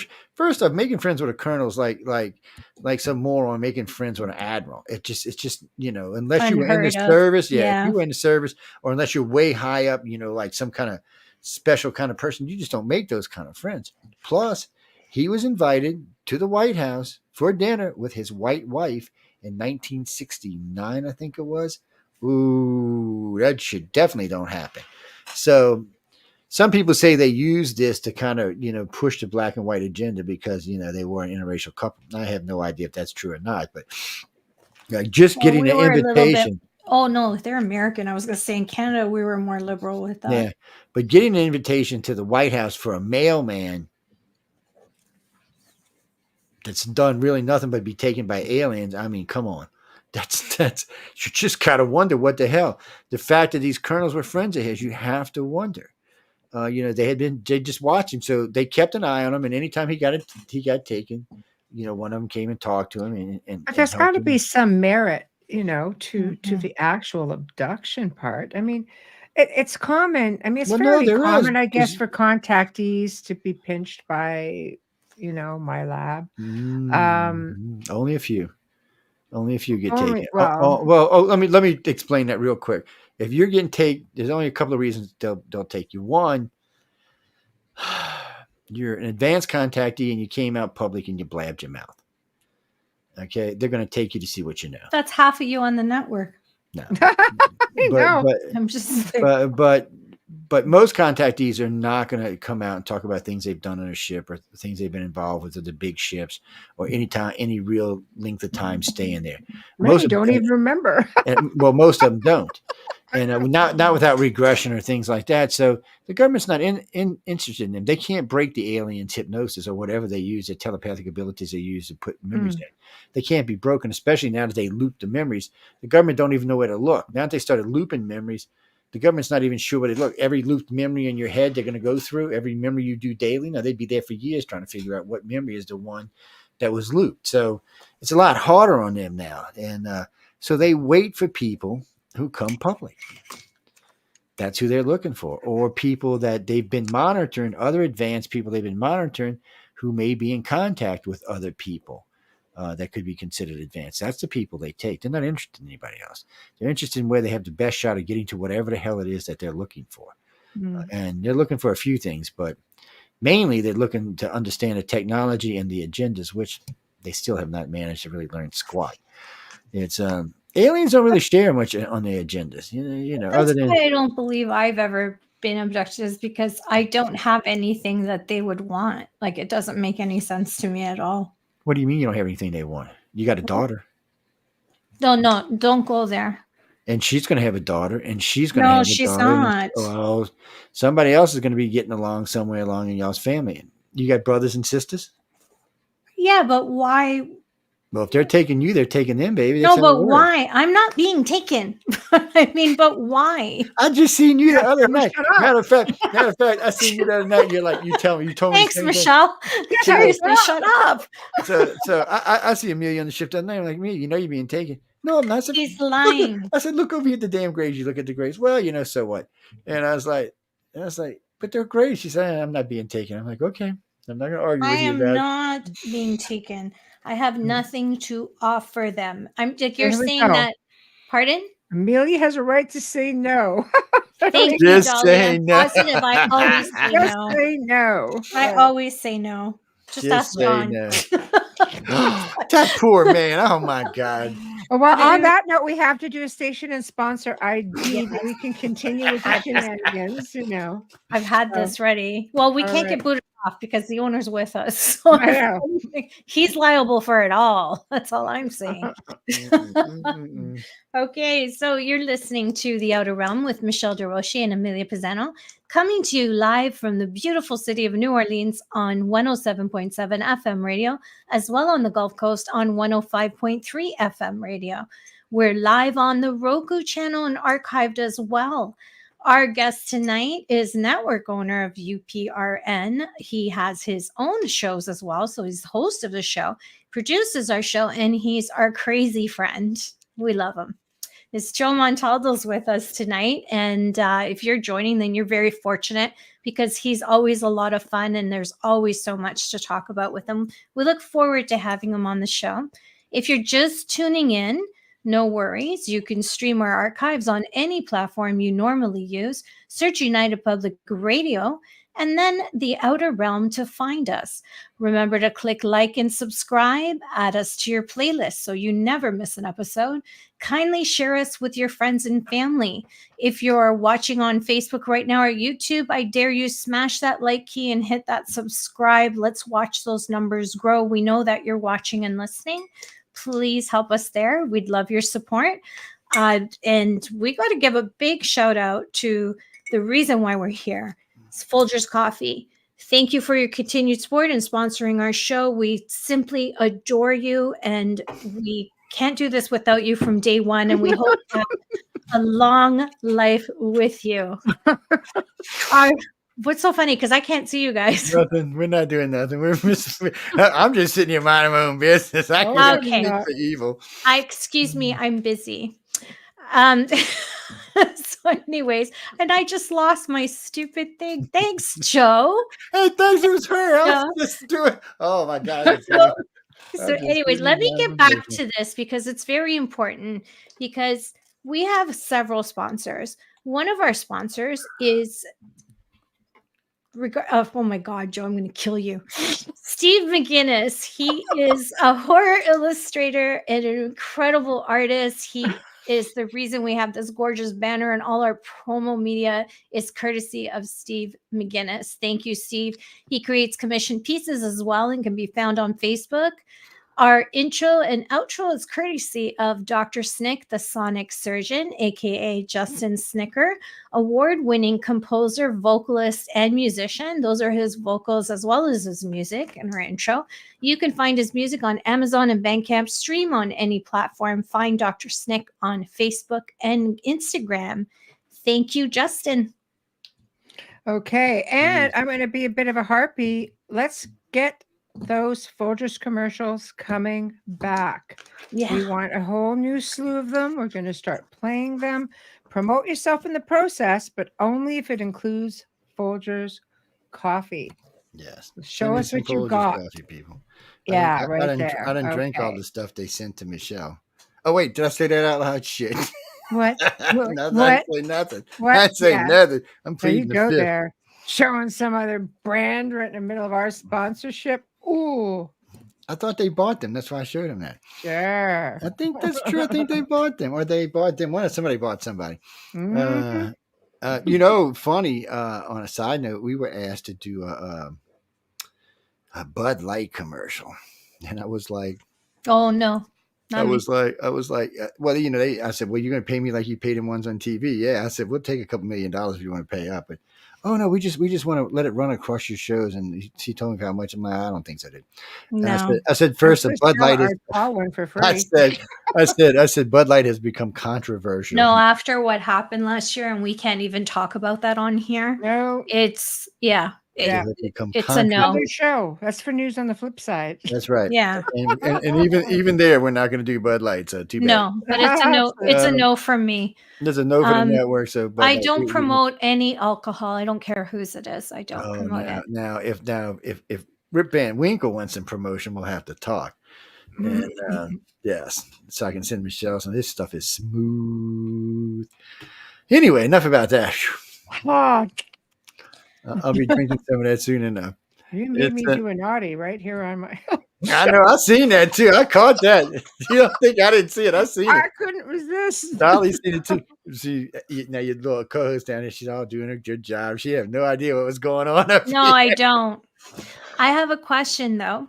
Right. I would like to ask you about Stephen Hawking. Why did he say do not communicate with them? Why was he so adamant? Did he have It's not contact just you? Was he reading. an abductee? I don't know. It could possibly have been because he was brilliant, but I don't know for sure. But he joined another group of scientists, or I should say another group of scientists joined him in the fact that, okay, currently we are just bleep, bleep, bleep. We're just broadcasting everywhere. Every time somebody broadcasts a TV thing, it's going into deep space. So I think right now the first broadcast is Hitler's the 1932 games. I'm not sure. Anyway, it was the Olympic Games. It's 100 years out. So that's 100 light years out. The first thing they're going to see is Hitler. And then they're going to see a bunch of other stuff. And then they're going to see World War II. And that's what they're going to see all the genocides. and that's what they're going to see about our planet before I Love Lucy gets on and makes them laugh and Star Trek gets out there. It's but they're going to see all of that first. And then eventually they'll get to where we are on television today, which is probably even worse. Remember, people, they're going to be judging us by our own television. Yeah, but they're going way too far back because those people are gone. It doesn't matter. That's what they're going to see, and that's what they're going to be judging us by. They're going to be judging us. So that's a good thing, actually, because TV in the 40s, 50s, and 60s was and clean. Even 70s, it was clean. Yeah, all the way up to just about 70 to 73. Yeah, and then because then they finally put the 2 beds in I Love Lucy. Yeah, that was a big controversial thing to do at the time. Let's have sex. And they never mentioned she was pregnant. They couldn't say the word on TV. No, there's a lot of things they couldn't say on TV. No. But yet they could smoke their brains out. Yes, but if you smoked back then, it was a sign of sophistication. It wasn't a sign. They didn't know anything about the tobacco at the time. They were, no, they didn't, but they were smoking their brains out. It's I was funny because I was watching Oppenheimer the other night and doing the whole what a great film. Everybody's smoking away. But didn't you love that film? It was okay. I wouldn't say it was great, but it was okay. Oh, I thought it was really good. I thought it was a pretty good movie. There was some good stuff in it, but there's some stuff that almost put me night too. So, Well, I like Killian as an actor. Like on Peaky Blinders, he's really good, and that's another but show I that would they're recommend. constantly smoking on. Well, yeah, but I would recommend people to go see it. I mean, it's close to the truth. It's not. It doesn't. Well, it's not completely the truth. I never realized he was such a horn dog, though. Okay. So Okay. I'm going to just jump over to Well, Stephen Hawking. I didn't know aliens could do that kind of stuff. Stephen Hawking actually believed that we would be treated the same way. Like when the Spanish came over True. to South America and they literally devastated, mass genocide, took over. I mean, that's what worked out. That's what happened when, the Spaniards came over, Columbus came over, and these people extended their hand, and it didn't work Well, out so good for them. And that was the exact example he used, that if we're extending our hand, putting out messages, we have to be careful what we wish for. yeah, we're That sending them was the our example he used. address and our blood types. We're morons. I mean, really, we're giving them the method to wipe us out. It's Right. just I don't. For a lot of alien races, I think they would get here if they were. Depends how far more advanced they are. We are, but let's say they're 500 years more advanced. I think in their case, it may not be that they're going to take us over, but they won't have to. Look what we did to look what we did to Africa and South America without taking them over, just by contaminating their societies. Oh, let's give them a big lighter. Let's give them a T-shirt. Let's give them a cell phone. This is so funny. I'm watching this tribe in South America. Recently, nobody had even seen these people. Guess what I seen the other day when I'm watching? Everyone's got a cell phone in their hand. Everyone still going topless, still wearing these little bottoms, still got their spears, but they got a damn cell phone. Do you notice that United States are the only ones that call themselves Americans? No, all the South Americans call themselves Americans. I'm talking about in North America. There's 3 other countries. None of us are saying Yes, anything. we don't count you other 2 countries, though. I mean, really, we've been thinking about annexing. We've been thinking about annexing Canada. We don't honestly, say we're Americans, Canada of America. We don't say that. Because we're greedy, but we consider y'all a state anyway. We don't even consider y'all a country. I ain't even gonna lie to you. Mexico, we kind of sort of half-ass consider. We grew 2 million people in 9 months. You don't even have as many people as California does. What does Texas is California going to have? pay 40 million. We have 41 as of last week because of all the mass And immigration. But anyways, Texas is going to pass you up. I mean, no, come on. We got states bigger than your country. I mean, that's not good. That's it's not good. You're overpopulated. No, California's not overpopulated. Neither is Texas. And of course, y'all aren't either. I mean, y'all got so much free land. Don't make me click the end stream button. I can't help it. Look, that's probably why, I got to thinking about this not too long ago. Certain places in y'all's country is good parking places for extraterrestrial craft. No kidding. I mean, there's whole open areas up there with lakes that freeze over in the wintertime. They can just go sit in there and chill out and melt themselves out when they want to leave. How do you know that they don't go under some of these lakes? We have some really deep lakes. No, they do. So we know. Yeah, the provincial parks have these deep lakes. Know because, so every now and then my phone will just flip out. So I'll be looking at it and it'll say, I say, where am I at, phone? I'm 5,000 feet in the air over Saskatchewan, Canada. I'm like, really? There's nothing there but fields. Exactly my point. Nothing there but nothing. And every now and then, and it's not just my phone, it's other people's phones. Every now and then, so I tested it with Linda's. I said, well, give me your phone. Let me see if it said the same thing. That's what the GPS, that's where the GPS said we were actually at. How can you go back and find the history of your GPS if you did not log it in? What do you mean? Mine just comes up. So mine comes up on the maps. Well, mine don't come up on Google Maps. Well, it does on Google Maps. Because he allows it. He enables it. But I have GPS on all the time. So I have a little thing the little bubble that pops up and tells me where I'm at, what I'm doing, how long I've been there, stuff like that. And so it's actually double tracked. And I got a thing on here called, where's it at? It's a, where the hell is it? It's not even, it's for, it's a speedometer app, but it's a GPS tracking app as well. And I said it's built-in GPS in it. And I've used that to get me out of tickets, by the way. Cop stopped me one time and said, well, you were doing 70. I said, really? I got home, my GPS said, oh, no, you were doing 65, which was what the speed limit was. So I brought him to court and said, no. I said, they're accurate to 1 mile an hour. They're not like radar. And they take a shot every 1 minute. So I got out of a Texas one like that. The cop stopped and said we were doing 75, we were doing 73. And and they most of the time they'll fire the cop because they have to be lying because the radar tells them what they're doing. It's and that cop in Texas just anyway, we're not going to get into that, but he was definitely some kind of reptilian alien for sure. Some human alien. I'm not sure what the hell kind of alien he was. Oh, sorry, Michelle, go ahead. I was just going to ask because it's come back up, not so much in the news, but as I said, social media news. But there have been sightings of reptilians, especially in Los Angeles. They believe that there's a whole tunnel system, and it's been written about going back decades. Isn't that the headquarters for Scientology? No, Florida is.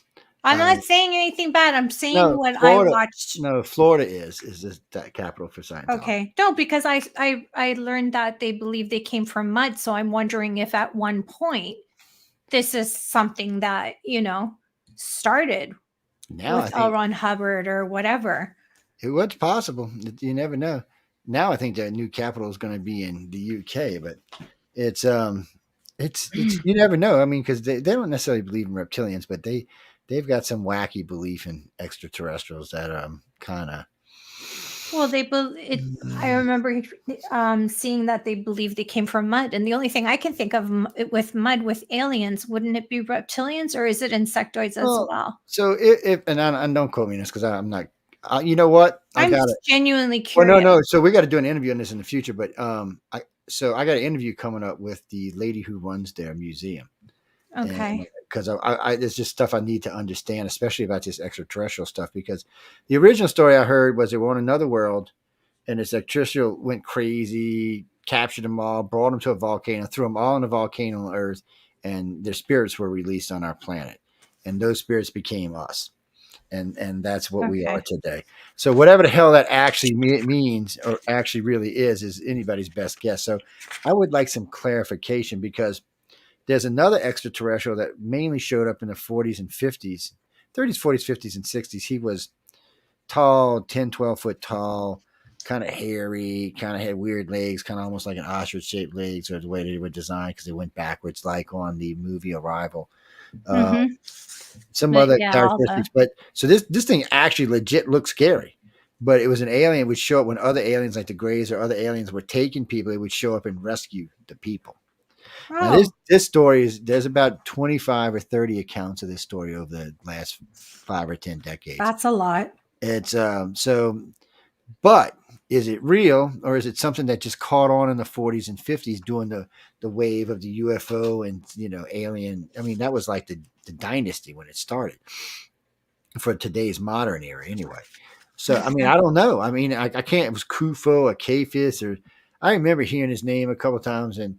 It just made me wonder if this was the same alien or what's going on. Let's not forget the Mormons. They're going to the promised land, which freaking isn't on Earth. So that's what I mean. Like in these different cultures and religions, and they're not the only one. There's other religions that believe that aliens either put us here or coming to get us or something in between. I mean, look, which cult was it that drank the Kool-Aid because the aliens were on the comet coming to get them? Who was that? Jones. It's yeah. So I mean. And that was all you see, like died, and so much disinformation gets out. Think about it. How many people committed suicide because they thought the aliens waiting for them on Halley's Comet? Really? I'd have looked up at Jim and said, Jim, you drink the Kool-Aid first and I'll think about it after you're gone. Jim Jones. Yeah. I have a question for you. I actually shared this with Michelle this week that. Oh, and don't forget about the Raelians either. Go ahead. I'm sorry. No, it's okay. The UFO, that UAP, because we don't know what it is, that went through the clouds just before that eclipse. What are your thoughts? What's your take on that? I had a couple people send me videos of it. Yes, his name was Jim Jones. Yeah. So I had a serial killer. So I had a couple of videos sent to me of it. So in one video, it just looks like it's here, and then it just kind of puffs through the cloud, and then it's gone. I sent one of those to you. Yeah. It might have been the one I seen. And then there was another one I seen that was kind of similar. But the problem with it is it's hard to judge the size. So when the first video I looked, it looked kind of big. I would have said maybe bus size, something along those sizes. Not shape, but size. And then some of the other videos, it looked like maybe it was the size of an F-35 or something, F-22. It's hard to really tell. Whatever it was fast as hell. So It was very quick. Yeah. now it could have been a drone, and I'm not going to rule. That's another problem we got today. We have umpteen million drones flying around, so we don't know Yeah. what we're seeing all the time. And more people think it's cute to make them look like UFOs. Oh no, Yeah, it's there's a it's company not cute. who delivers products and all, and of course their drones look like UFOs. And so people see, I saw a UFO. Well, no, you saw somebody getting a cup of coffee is what you saw, or something along those lines. It's just so that's going to come into play in the future. So there's going to have to be like a height limit. We're going to have to say, okay, we can't even consider it an extraterrestrial craft unless it's at 5,000 feet or something. Can we have that clip looked at, like slowed down and frame by frame? Is there someone that can do that? And then we can discuss it further. I sent it to 2 people I know. Yeah. Who does that kind of work.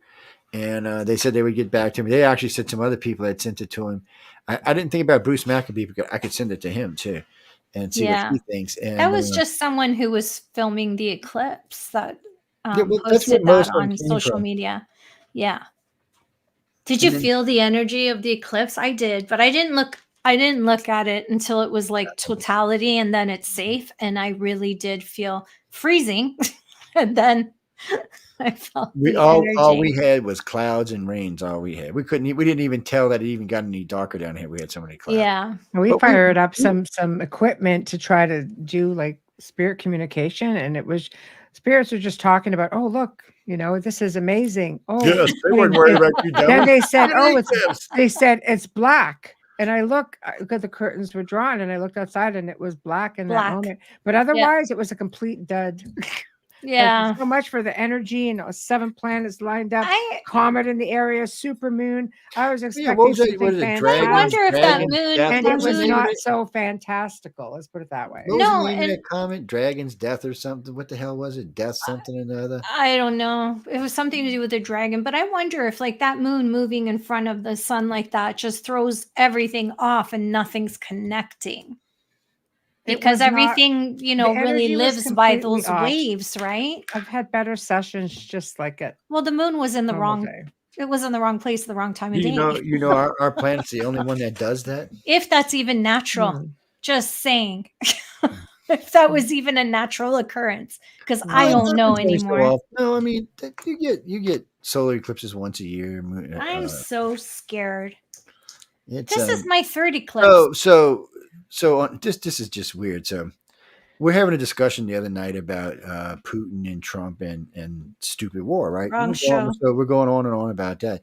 So all of a sudden this guy goes, he said, well, Joe, he said, we were watching vids of the Ukrainians going back after aircraft that the Russians were putting out. And he said, all of a sudden you see something going from left to right on the screen. He said, it looked kind of bluish white. It was flying at about 3,000 feet. It's moving so fast it left a streak. And he said and then it stopped for a second. And when it took back off, he said all the Russian planes quit firing and just turned around and left. He said 2 or 3 of them looked like they were about to fall out the sky. What it was it some type of new drone with some kind of EMP? I don't know. It kind of looked alien, but it kind of looked human. I'm not sure what it was. Whatever it was moving fast. I would have said Mach 7 or faster.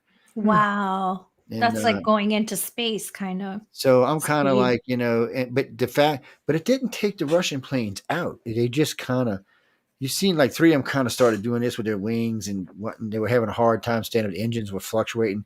The other 5 or 6, whatever, just turned around and went back. And there was a conversation about, it was, and one of the guys said, well, it couldn't have been Putin, but when they asked the Ukraine about it, Ukrainians said they had no idea what it was. They thought it was a gift from another country because they had no idea what it was. And the Russians, of course, said, well, we didn't see it. But yet it turned them around. But it was all because of some conversation we were having about the only president Putin's never invaded under was Trump. Can we just all get along and stop with all this crap, man? Like seriously. I'm thinking that there's going to be some changes coming, and I'm hoping there's going to be some UFO good changes coming. Well, You guys have up and decided not to disclose the United States. Well, no, so there's some So, weird stuff Again. going on. So wait, there's some weird Again. stuff going on. So the last president instituted Space Command. right. Well, if for some reason Cracker Joe decided to keep Space Command, which was a good thing on his part. I've actually met the number 1 and number 2 people over there, thanks to John Goodwin of all people. And so talking to them, they are actively looking. So they have to, when I talked to him, he said they've actually talked to different pilots, different astronauts about things they've seen, how things interacted with our craft. They've interviewed people. They've looked at tape that have been taken that still has not been released to us because it's up close and personal with the space station or with the space shuttle or with one of the other craft.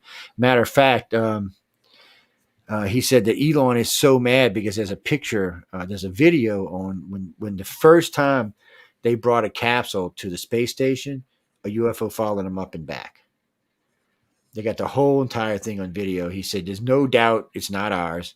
He said, because it would stop and it would go around the capsule and then it would come back and it would hover above it. Elon's transparent on X. He doesn't hold back on anything. He don't like to, so he's mad about this. No.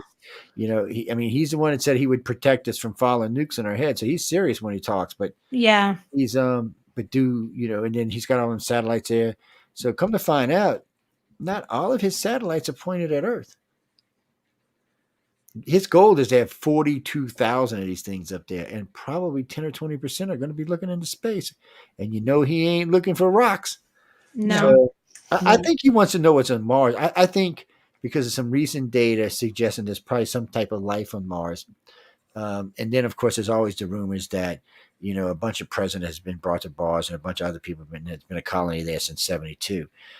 Whether that's true or not, I don't know. But I think he's trying to make sure that there's no aliens using this place before he starts, sending humans over. Because his goal is, I think it's within 10 years, he wants to have 50 ships going and coming with 50 on spare all the time. And they're going to be carrying materials and people. He wants within 20 years to put at least 2 million people on Mars. If the humans decide to blow each other up, I guess we'll all be coming back to Mars next time around. I don't know. I really appreciate him on X. I don't understand where he has the time to be on there, because you could check at any time of the day and he's posted something. Because he's got his cell phone with him when he's not. Yeah, but he's very compassionate with other people. And he's very allowed kind. us. He came in and allowed us to find out the truth about our government and what they were doing. It was all really nice. He does that about everybody. He's very. And if he can get his hands on any extraterrestrial anything, he already said he would release it because he doesn't think the planet's being visited. So he wants to see it. That's interesting. But I mean, he doesn't take into fact that we have, for example, reptilians that are terrestrial beings, that there are some terrestrial and dimensional. He's Elon is underwater. Well, yeah. Elon is they're living there. Yeah, Elon's the kind of guy put up or shut up. If you're going to tell him that something exists, he's going to want to see hardcore evidence. Well, maybe he needs to start looking in the Earth's same thing I said. So he was on to the stars. He was on, I think, his second time on Joe Rogan, and I was listening. He's on there a lot. And so I wrote a thing on it. I was like, well, look, Elon, I said, if you don't think extraterrestrials exist in our galaxy, you're not as smart as I thought you were, dude. I said, don't get me wrong. I'm a big fan of yours. I said, I talk about you on my radio show all the time. I said, but dude, I said, in a galaxy the size of ours with as many stars that we have, and you're saying, we're going to find life in at least 4 places in our solar system, which he agreed with. Yeah. But he doesn't. He said, but we need that advanced life. And then so I brought up just before I was leaving, I said, well, don't forget, we just found through Webb. So Webb found a couple of new planets, 3 of which are almost identical to Earth. So they're definitely planets like us we can live on. But one's more important. The 4th one, which is like our planet, they found hydrocarbons in the atmosphere. And guess what that means? That means industrialization. So something has to be alive. I read that. Yeah. So something has to be alive there. There's not a guess anymore. If we're alone and with advanced technology, there's someone else out there building technologies at least along the areas we are. So now they're a good ways out. I think they were like 100,000 light years or something. So it's not like they're going to come knocking tomorrow, but they're there. And whether science wants to talk about it or our government wants to talk about it, it's true. Yeah. I know they tried like shit to hide it and cover it up, but they couldn't do it. thank God we got Cracker Joe for president because he has no idea what he was looking at. So he just, oh yeah, that looks good. Put that out there, man. Elder Yeah. abuse. That's all I'm saying. Yeah. Ozzy He said, is elder abuse. That's does true. X want to help, or is it he wants to be first? He doesn't use the X platform to say that he'll use it and talk about it, but that's not.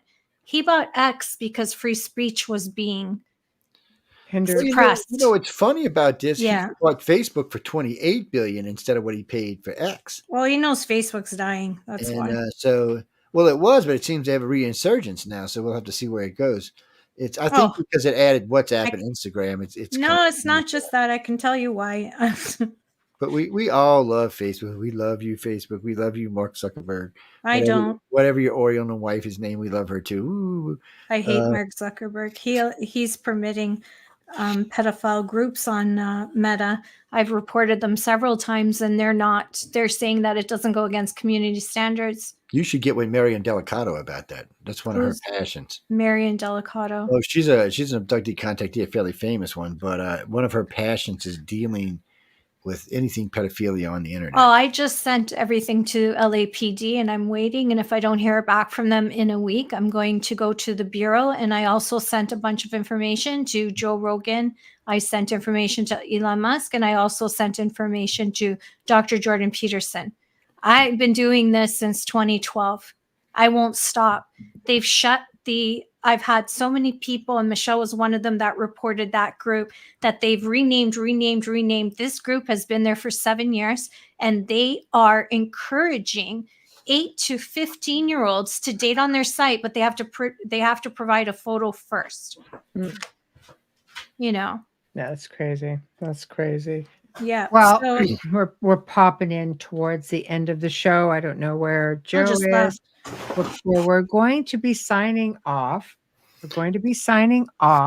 So look, people, before she does all this signing off stuff, I'm going to be in LA in a week, starting Friday and next week. Oh, it's that time of year? So I'm going to be out there. Yeah, I'm going out for the 40th anniversary for the Writers of the Future Award. So will Preston and Dolly be there? there? Okay, then when you I know was what? just getting ready You to take ask that information to the police department when you're there. Actually, Wayne, I want to talk to you because you need to get on Arthur's quill with me. I was telling that to Michelle the other day. Well, I'm glad I remember that because I got to call Jenny and tell her she's got to come on late Wednesday, Saturday. Well, no, he's an Arthur, and we put Arthurs on the Arthur's quill all the time. What do you mean I have to get on there? Not you. Your name is not Wayne. Oh, I didn't know what you were talking about. I didn't know. Yeah. Okay. So what were you going to say? So as we're inching to the top of So the anyway, y'all come visit me. Come check out book 40 of Writers of the Future. Come check out. I'll be out there at Writers of the Future for the whole week, causing nothing but trouble. But we will be broadcasting live. So next Friday night, I will be live on News on the Flip Side. So it'll be a live show. We'll be talking about Michelle. And then Saturday, I'll be live on Arthur's Quill. So we'll be doing that. And then we'll be running a special, which will be on later on. This Saturday, we're going to be running a special too.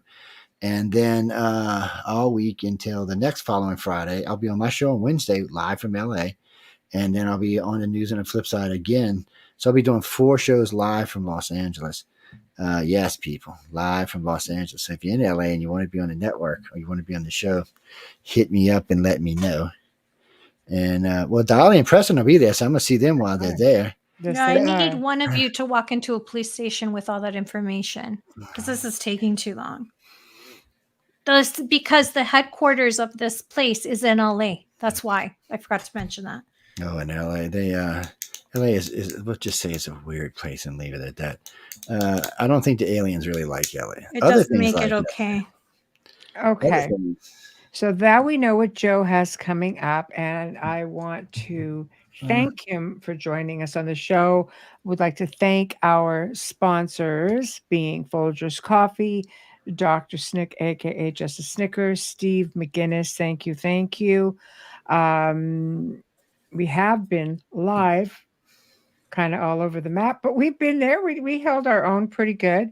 So broadcasting live on the United Public Radio Network, UFO Paranormal Radio Network, 107.7, 105.3 FM. Please check out the archive on Roku TV, which we have also been live on. Again, being a heartbeat, get those commercials in. Oh, Next wait. Wednesday- I got to stop you again. I'm not done, so I it know, but better I be got good, I got to stop Let you. her So, finish, Or- and then or- you. no, I can't because I'll forget. or and you're then you won't fired. I'll forget. So Michelle hasn't even heard this news yet. So Maybe I we gotta- don't want you to tell it here yet. Go ahead, Joe. I can let you tell them when you do your next show. We're going to be on all week, so it doesn't have to come out tonight. Go ahead, Joe. Okay, so not the boss said I can tell y'all. So y'all know we're on Roku television. So we cut a deal tonight for Fire Stick, maybe Apple and Droid as well. So, but definitely for Apple Stick, we cut a deal today. It was. Let's just say. Oh, let's just say I'm not a nice person when it comes to money. Leave that at that. But anyway, so I just wanted to let y'all know that. So y'all have a choice in the near future, probably within the next month. You'll get to choose whether you want to be watching us on Roku, or if you want to be watching us on Fire Stick, and hopefully we're going to do Apple before we do Droid. Even though we probably have more Droid listeners, we're going to do Apple first because a lot of our station people have Apple, so we're going to do them first. People have Apple TV. And Yeah, so- even if so- they have a Droid phone, they have Apple TV. So y'all will be able to catch us in all three of those, and that means you have no excuse not to be watching us anywhere in the effing world. We are growing, and we've got a lot of new shows coming up too. So, well, we'll leave that there. So, where we were continuing off next Wednesday, guys, we have a brand new guest who's not joined us before, Margie Kay. I know a lot of you guys know her, and we're really pleased to have her coming on. She's going to be talking about her book called Winged Aliens, a theory that winged cryptid creatures are aliens and or interdimensional beings. So that sounds kind of exciting. And of course, Thursday, Preston Dennett, who we all know and love, and he's pretty much a frequent flyer. And he's going to be talking about his book, Not From Around Here, Volume 5. I know. Go, Preston. Just go, go, go. He's just spitting up books. I love it.